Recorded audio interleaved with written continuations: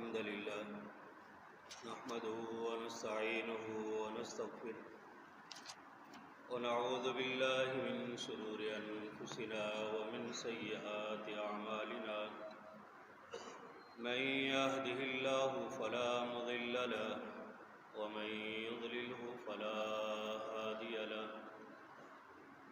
أشهد أن لا إله إلا الله وحده لا شريك له وأشهد أن محمدًا عبده ورسوله صلى الله عليه وسلم يا أيها الذين آمنوا اتقوا الله حق تقاته ولا تموتن إلا وأنتم مسلمون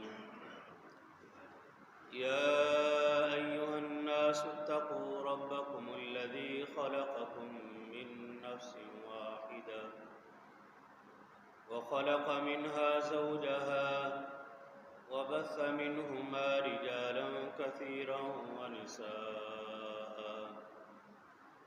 واتقوا الله الذي تساءلون به والأرحام إن الله كان عليكم رقيبا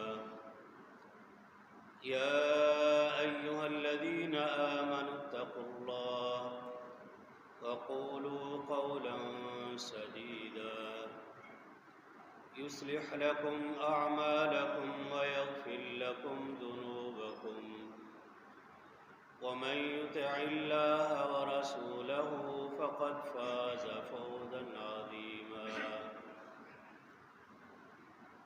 أما بعد فإن خير الحديث كتاب الله وخير الهدي هدي محمد صلى الله عليه وسلم وشر الأمور محدثاتها وكل محدثة بدعة وكل بدعة ضلالة وكل ضلالة في النار اللهم صل على محمد وعلى آل محمد كما صليت على إبراهيم وعلى آل إبراهيم إنك حميد مجيد اللهم بارك على محمد وعلى آل محمد كما باركت على إبراهيم وعلى آل إبراهيم إنك حميد مجيد أعوذ بالله السميع العليم من الشيطان الرجيم من همزه ونفخه ونفثه بسم الله الرحمن الرحيم وتأكلون التراث أكلا لما وتحبون المال حبا جما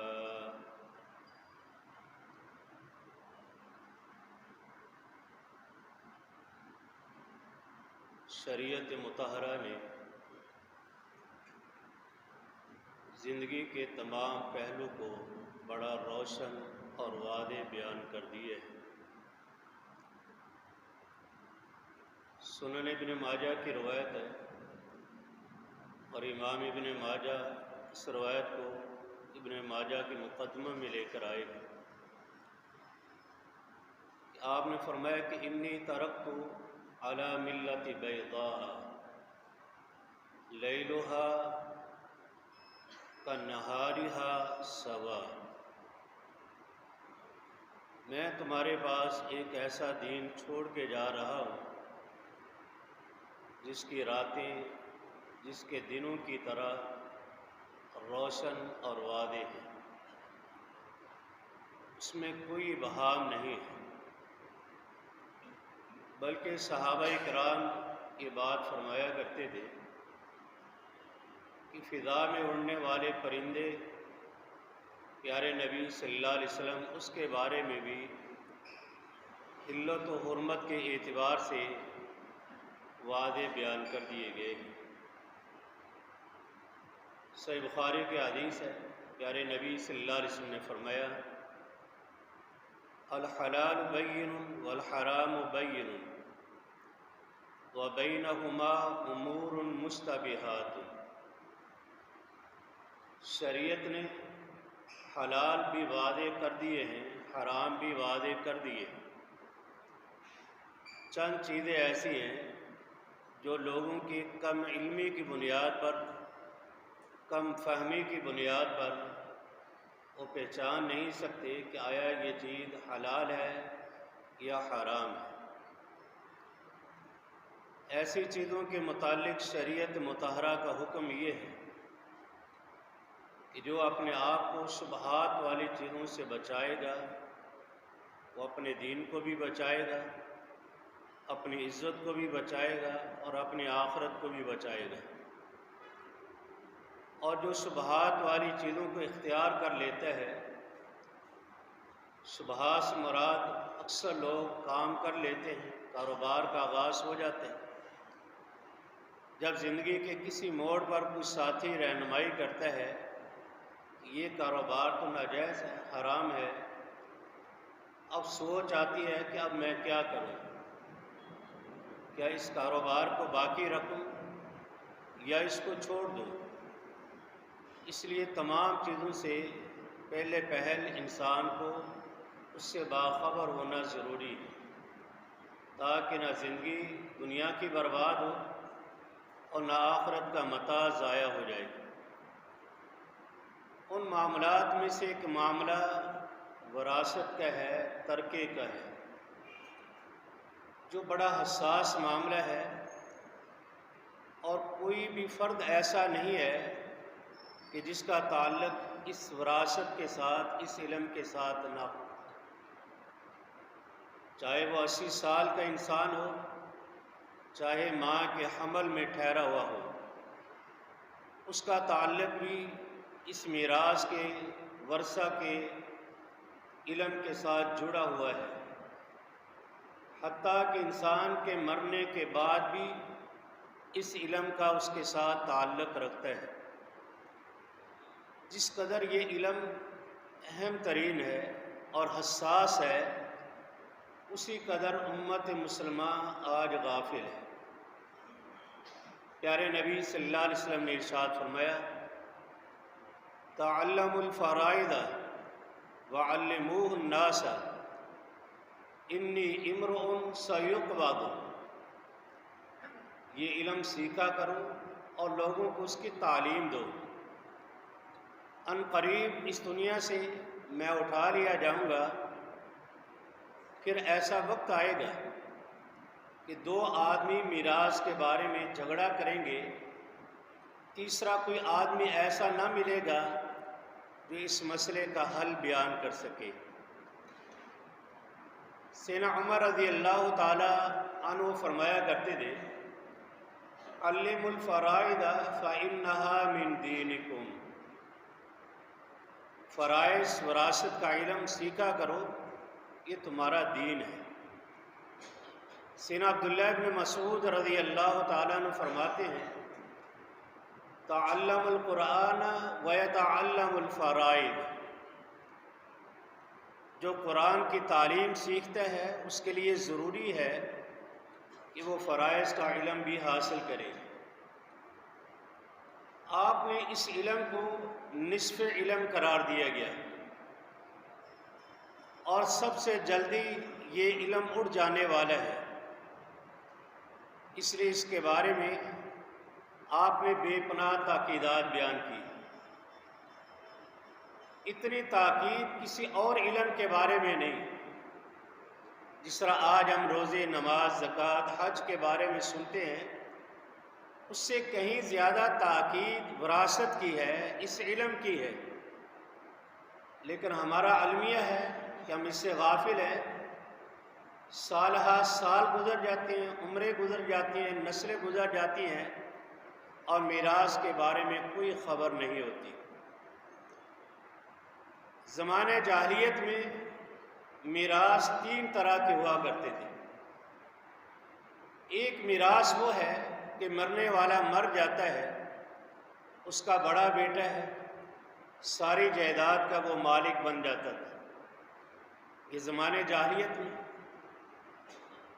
دوسرا میراث کا تعلق حلف کے ساتھ ہوتا، حلیف عرب کے قبائل ہوتے، ایک دوسرے کا ساتھ دیتے، مرنے جینے کی قسمیں کھاتے، اور جب کوئی مرنے والا مر جاتا تو دوسرا آدمی یہ دعویٰ کرتا ہے اس کے ہر سکھ اور ہر دکھ میں ہم ساتھ ہیں، اس کی ساری جائیداد کے مالک بھی ہم بنیں گے۔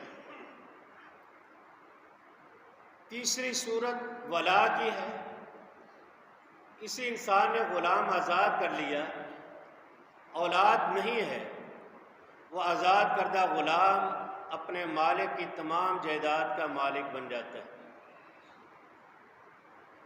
جس کے نتیجے میں بے شمار وارث محروم ہو جاتے ہیں، خصوصاً خواتین کی ایک بڑی جماعت اس میراث سے محروم کر دی جاتی، جس کی بنیاد پر رب العالمین نے علم میراث کو صرف 3 آیات میں بیان کیا ہے، سورہ نساء کی 11، 12 اور آخری آیت 176، یہ 3 آیات ہیں، اور یہ ایک علم ایسا ہے جس میں اللہ نے اس کائنات میں کسی اور کو اختیار دیا ہی نہیں، خود تقسیم کر دی ہے، ہر ایک حصے مقرر کر دیے ہیں، کوئی دعویٰ نہیں کر سکتا میرا یہ حصہ ہے اور میرا یہ حصہ ہے، اگر کوئی دعویٰ کرے گا تو شرعاً یہ ظلم پر مبنی ہے اور یہ زیادتی ہے۔ تو یہ علم ایک ایسا ہے جس کو خود اللہ نے بیان کیا ہے اور 3 آیات میں بیان کر دیا، کسی نبی کی رائے کو بھی قبول نہیں کیا گیا، یہ اس قدر حساس علم ہے اور اسی قدر امت مسلمہ غافل ہے۔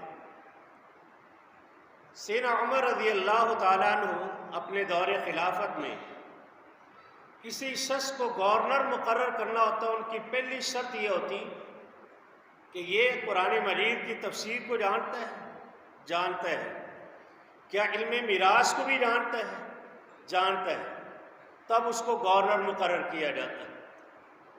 باقی سارا علم موجود ہے لیکن علم میراث نہیں ہے، وراثت کے احکام نہیں جانتا، سیدنا عمر اس کو گورنر مقرر نہیں کرتے۔ گورنر کی ذمہ داری تو بہت بڑی ہے، سلف صالحین میں کسی شخص کو مسجد کے نمازوں کا امام بھی مقرر نہ کرتے جب تک وہ وراثت کا علم کا ماہر نہ ہوتا۔ اگر آج میں اور آپ تجزیہ لگائیں تو ہمارے 97% ایسے امام ہیں جن کو اس علم کا سرے سے علم نہیں۔ علماء کی ایک بڑی تعداد پڑھائی کے وقت یہ پڑھتی ضرور ہے لیکن پڑھنے کے بعد اس علم سے ناآشنا ہوتے ہیں۔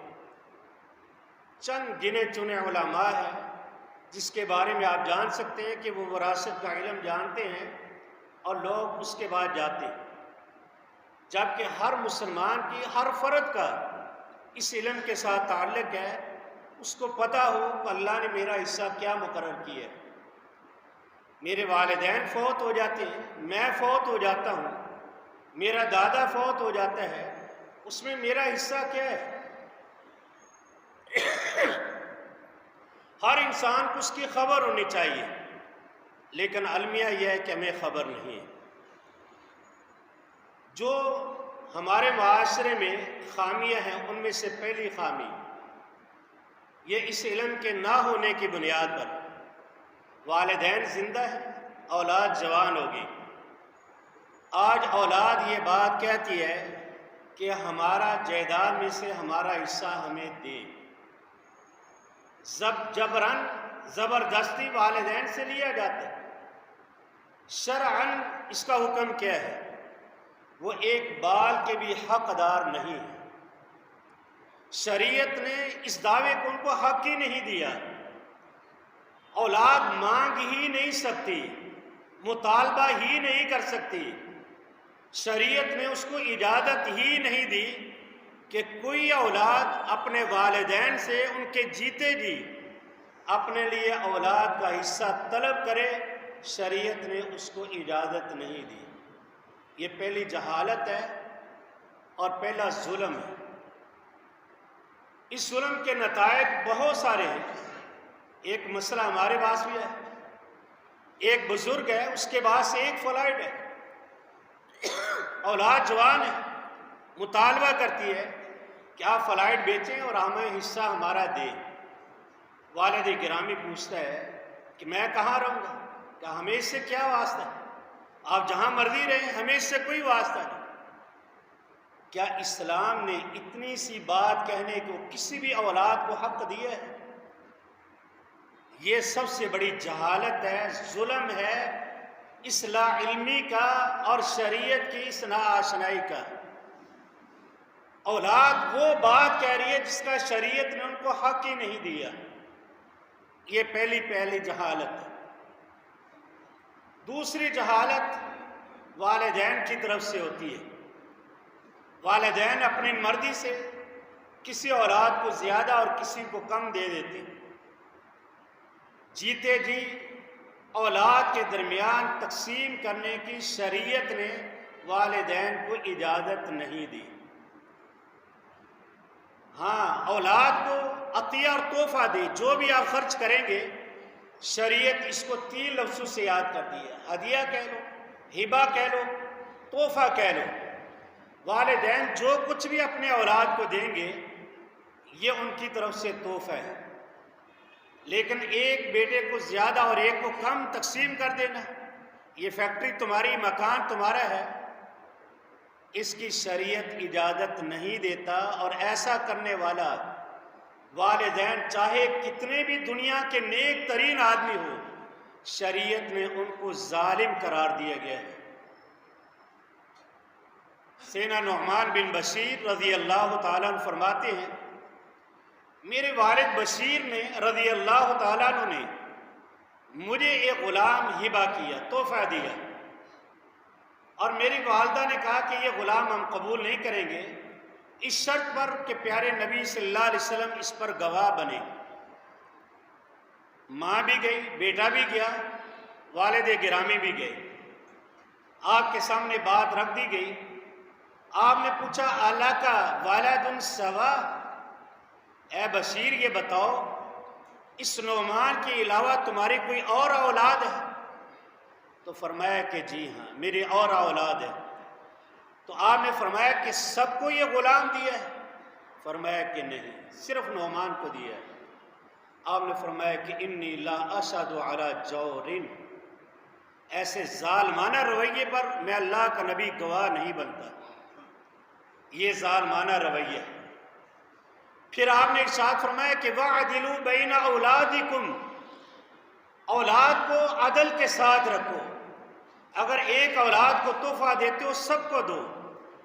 جیتے جی جو شریعت نے اجازت دی ہے والدین کو، وہ اولاد کو تحفہ دینے کی شریعت اجازت دی، لیکن ایک شرط کے ساتھ، اور وہ شرط یہ ہے کہ بیٹے اور بیٹی کا کوئی امتیاز نہیں ہوگا۔ اگر بیٹے کو 2 لاکھ دیا جاتا ہے تو بیٹی کو بھی 2 لاکھ دینے پڑیں گے، اس کے درمیان 1 اور 2 کی تقسیم نہیں۔ زندگی میں جو کچھ دیں گے یہ ہبہ ہے، تحفہ ہے، ہدیہ ہے، اس کو میراث نہیں کہا جا سکتا۔ تیسری بڑی جہالت یہ ہے کہ مرنے والا جب کوئی مر جاتا ہے تو اولاد اس کی میراث کو تقسیم نہیں کرتی، وراثت بناتے نہیں ہیں، بلکہ سال ہا سال گزر جاتے ہیں۔ 1 نسل، 2 نسل، 3 نسل گزر گئی، پھر جھگڑے پیدا ہوئے، پھر آئے کہ یہ وراثت ہے، اس کی تقسیم کیسے ہوئی؟ شریعت مطہرہ کی حکمت یہ ہے کہ مرنے والے کے بعد میراث کو جلد از جلد تقسیم کر دیا جائے، ہر ایک حصے مقرر کر دیے جائیں، چاہے سارے بہن بھائی اکٹھے رہیں، لیکن ہر ایک کو پتہ ہو کہ میرا یہ حصہ ہے۔ یہ تقسیم نہ کرنے کی ایک جہالت ہے جو آج ہمارے معاشرے میں موجود ہے۔ اب میراث کی تقسیم کی صورتیں جو شریعت نے بتائی اس کی ترتیب یہ ہے۔ شریعت مطہرہ نے سب سے پہلے میراث کو تقسیم کرنے سے پہلے 3 چیزوں کی شرط لگائی ہے، اور 3 چیزوں کی شرط کون سی ہے؟ نمبر 1، سب سے پہلے مرنے والے کے کفن، دفن، قبر، اس کے تمام اخراجات اس کی جائیداد میں سے خرچ کیے جائیں گے۔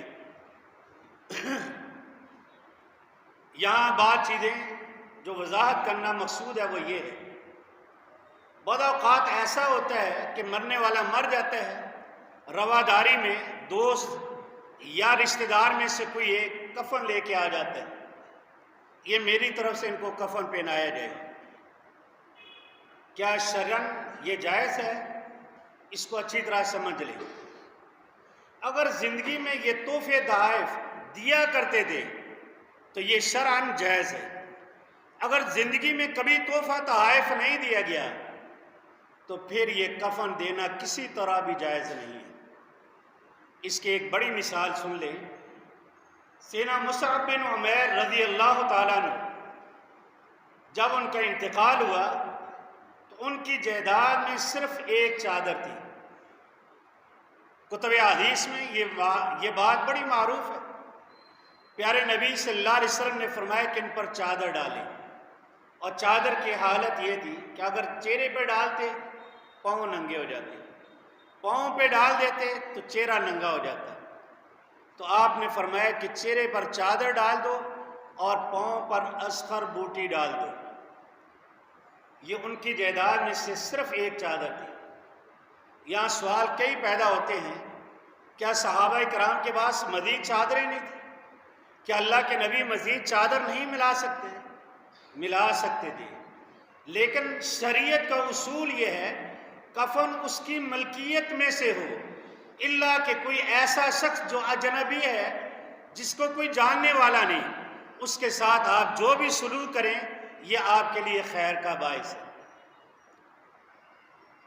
اس لیے یہ بات اچھی طرح سمجھ لیں، شریعت نے سب سے پہلے میراث کو تقسیم کرنے سے پہلے اس بات کا حکم دیا ہے کفن، دفن، قبر اور جتنے بھی اخراجات ہیں وہ سارے کے سارے اس کی ملکیت میں سے ادا کیے جائیں گے۔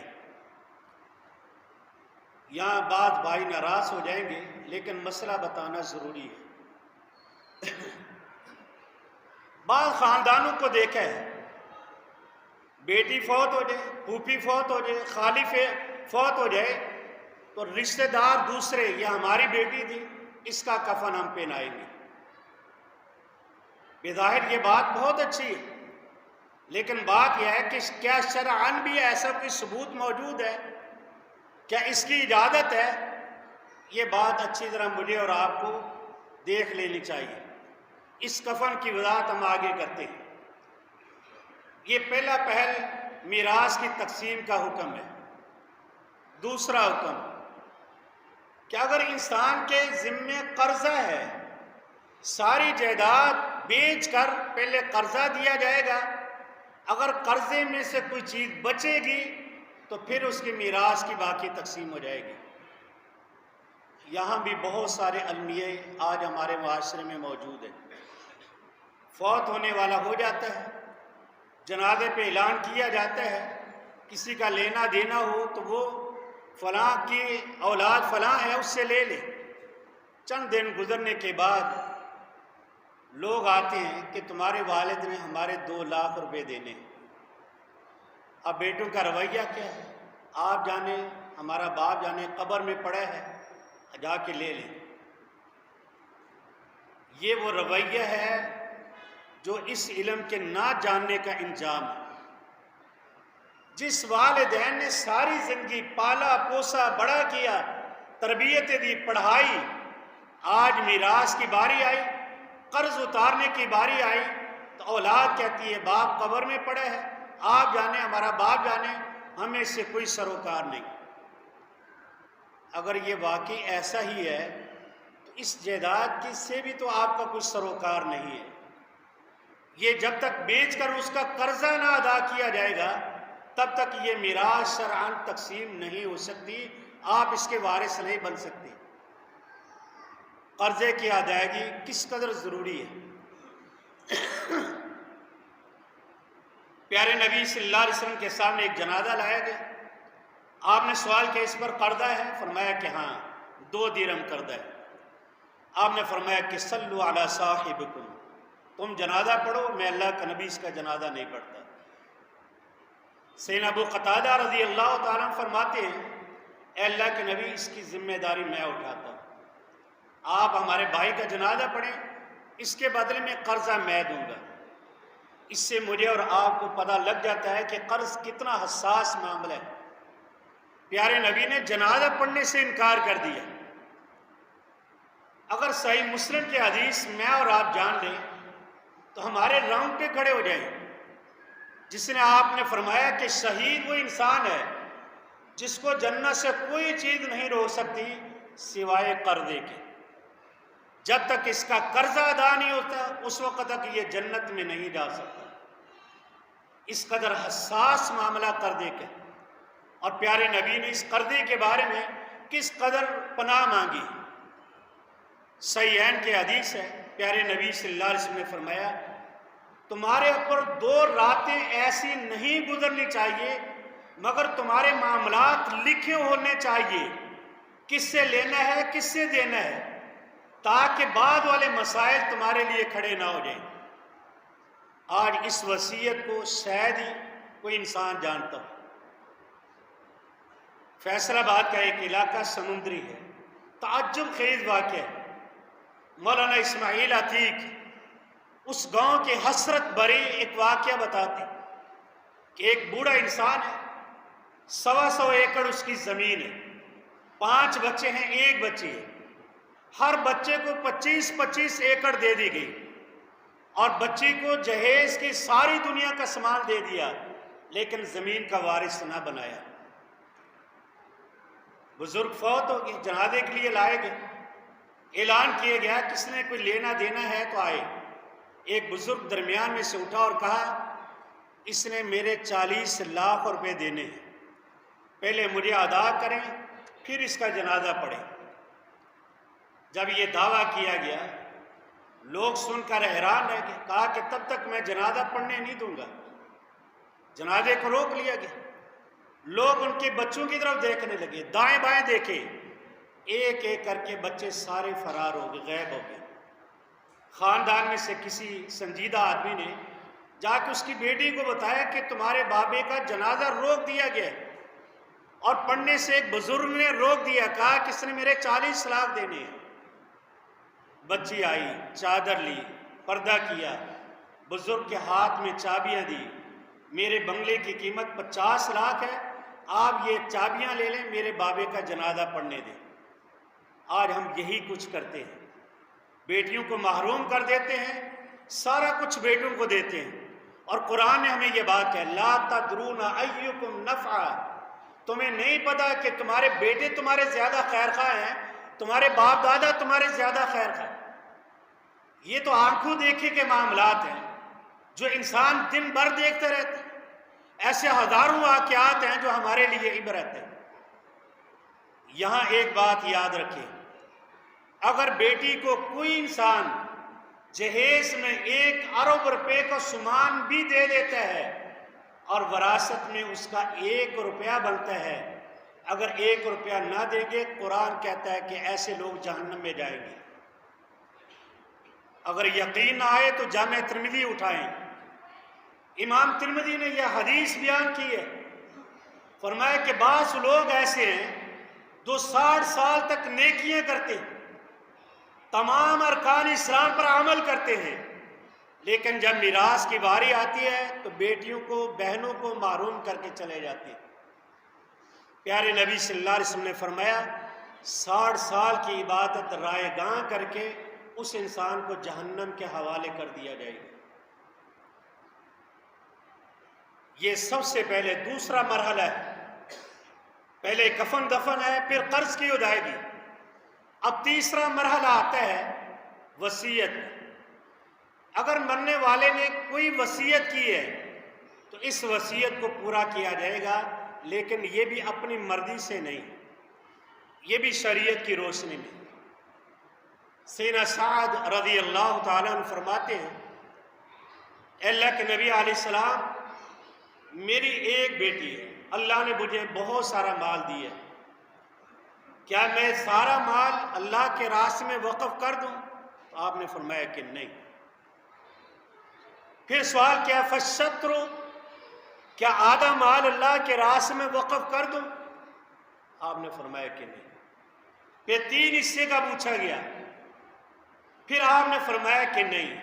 ایک حدیث میں ہے کہ صرف تیسرا حصہ، یعنی 4 حصوں میں سے 3 حصوں میں سے تیسرا حصہ تم اللہ کے راستے میں دے سکتے ہو۔ صحیح بخاری کی حدیث ہے، آپ نے فرمایا کہ اپنے ورثاء کو مالدار چھوڑ دو، لا یتکففون عالۃ الناس، ان کو ایسا نہ چھوڑو کہ لوگوں کے سامنے بھیک مانگنے کے لیے اپنے ہاتھ پھیلاتے رہیں۔ شریعت کی غیرت دیکھیں، شریعت کی سوچ دیکھیں۔ ایک بیٹی ہے لیکن شریعت نے اللہ کے راستے میں سارے مال کو، نصف مال کو دینے کی اجازت نہیں دی۔ حالانکہ یہ نیکی، اس سے مسجدیں بنتی ہیں، مدرسے بنتے ہیں، بہت سارے فلاح، لیکن نہیں۔ اس موقع پر 2 روایتیں اور ہیں۔ ایک روایت سیدنا عبداللہ بن عباس کی، یہ صحیح بخاری کے اندر ان کا قول موجود ہے۔ سیدنا عبداللہ بن عباس کہتے ہیں کہ مال میں سے 5واں حصہ وصیت کرنی چاہیے، اس لیے کہ آپ نے جب 3 کی بات کہی تھی اس وقت کہا کہ وَالثُّلُثُ کثیر، یہ تیسرا حصہ بھی بہت زیادہ ہے، اس سے بھی کم تر وصیت ہے۔ تو یہ وصیت کا حق 4تھے حصے میں، 5ویں حصے میں کرنا ہے۔ اگر وصیت کی ہے تو یہ وصیت پہلے پوری کی جائے گی۔ اب سوال یہ ہے کہ یہ وصیت کس کے لیے کی جائے گی؟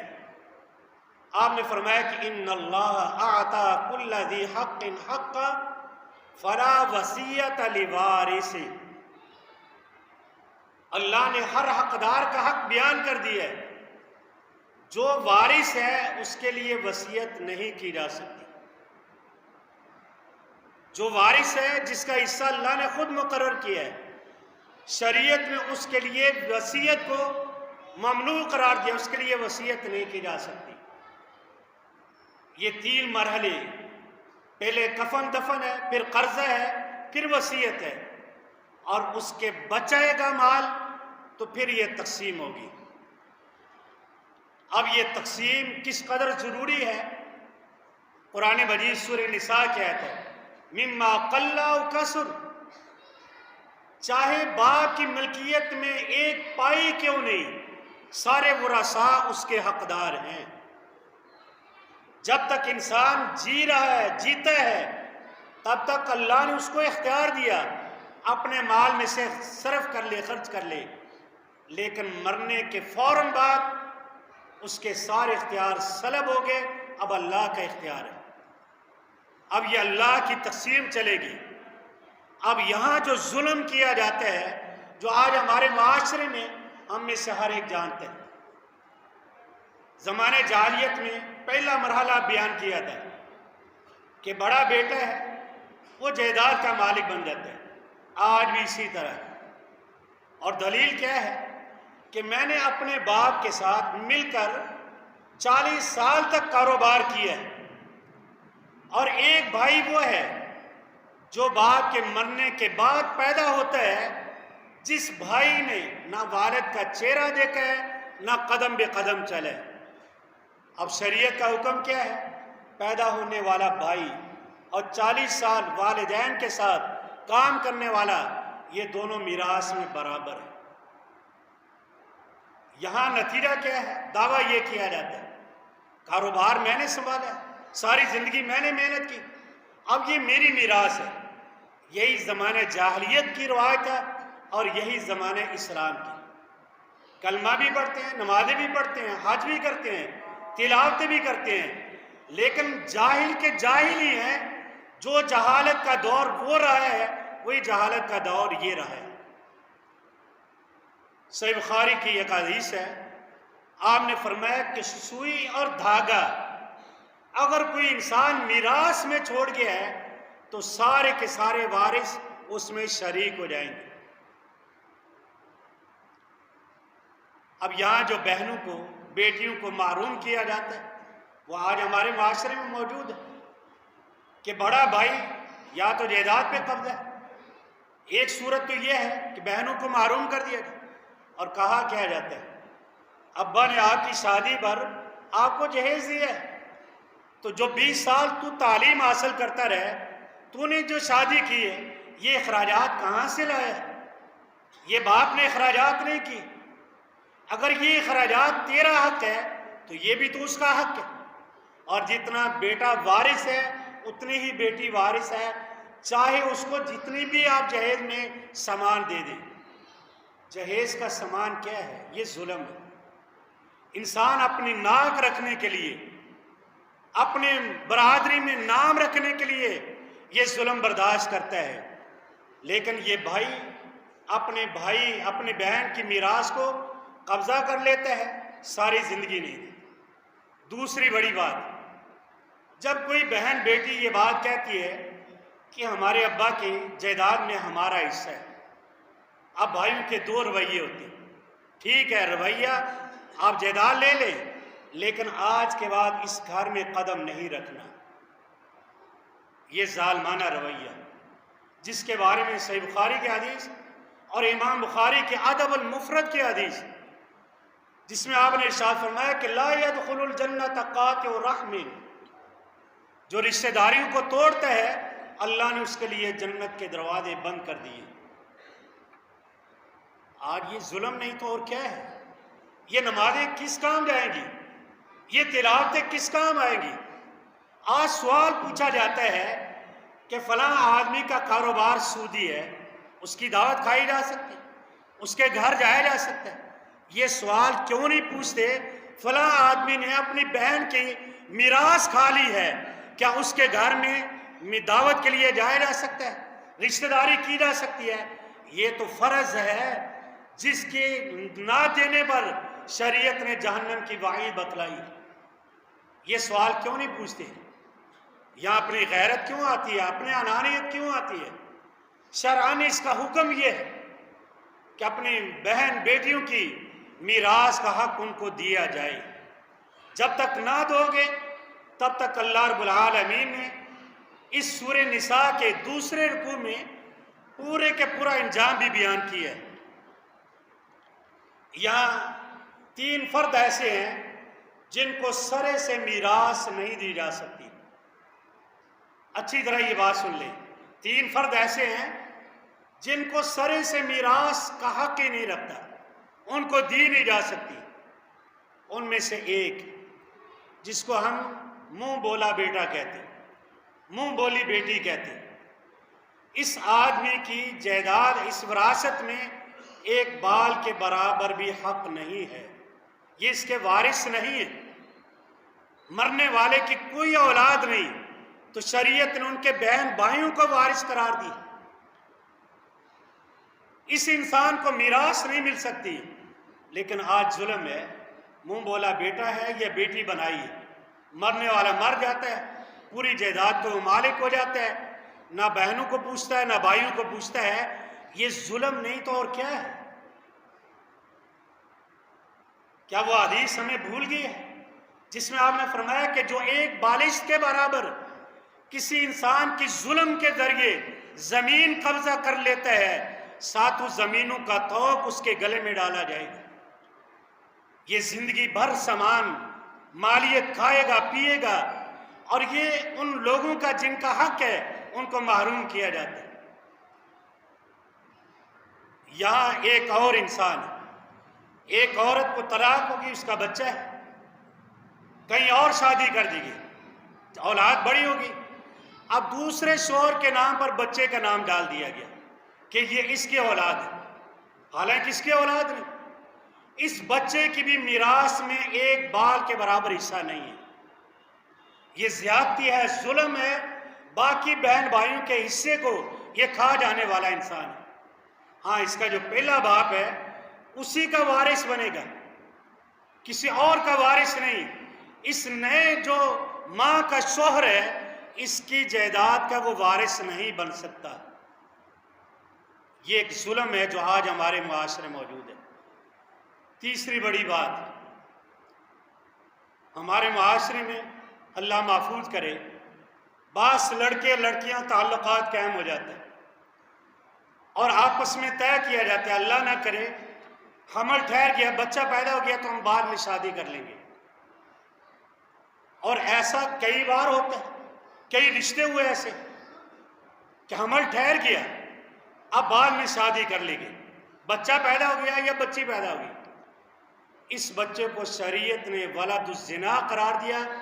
اس خون کا وہ بیٹا نہیں کہلائے گا، اگرچہ ماں اور باپ ایک ہے، لیکن شریعت نے اس کو ولد الزنا قرار کر اس کو میراث سے محروم کر دیا گیا۔ آج ہمارے ہاں یہ ظلم، معاہدے ہو جاتے ہیں، بچی یا بچہ پیدا ہو جاتا ہے، بڑے ہو جاتے ہیں، چھپا لیا جاتا ہے، وارث بن جاتے ہیں۔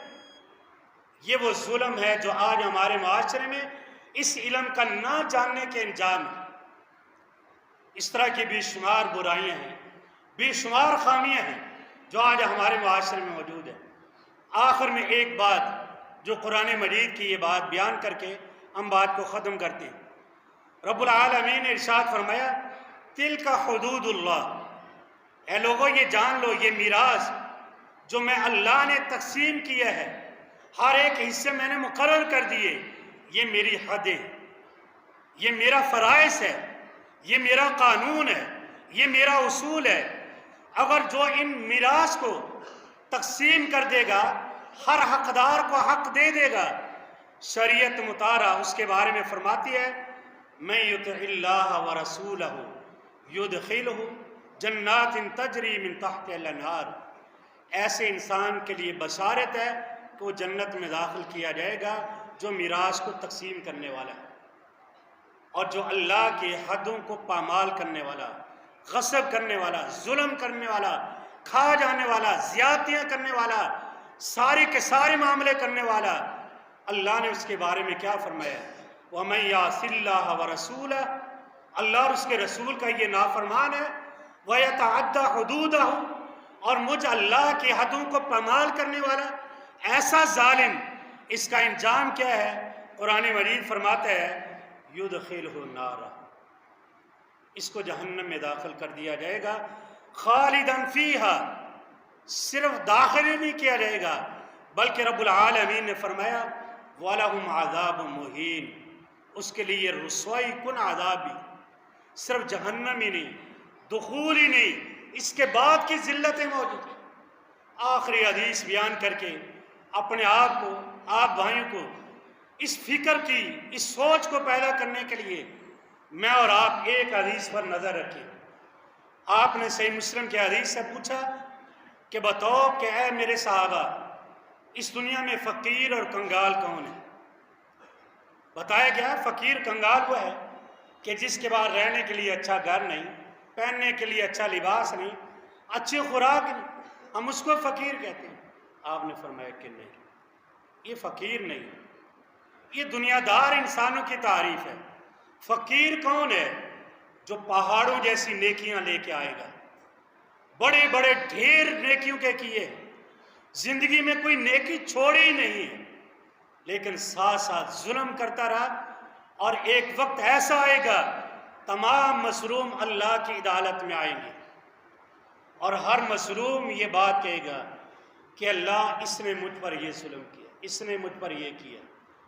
رب العالمین ارشاد فرماتے ہیں، پیارے نبی فرماتے ہیں اس کی ایک ایک نیکی تقسیم کر دی جائے گی، ساری نیکیوں سے کنگال کر دیا جائے گا، کوئی نیکی سلامت نہیں، لیکن مظلوموں کی آہیں ابھی بھی باقی ہیں، وہ اللہ کی عدالت میں کھڑی ہیں۔ پیارے نبی صلی اللہ علیہ وسلم نے فرمایا فرشتے یہ بات کہیں گے اے رب العالمین، مظلوم تو ابھی باقی، وہ تو اپنے ظلم کی آہو پکار کر رہے ہیں۔ پھر رب العالمین فرمائے گا ان تمام مظلوموں کے گناہ لے لو، اس کے اپنے گناہ اور ان لوگوں کے کیے ہوئے گناہ، اس کے کھاتے میں ڈال کر اوندے منہ کر کے جہنم میں ڈال دیا جائے۔ یہ دو انجام اس میراث کے حوالے سے، یہ علم انتہائی اہم ہے.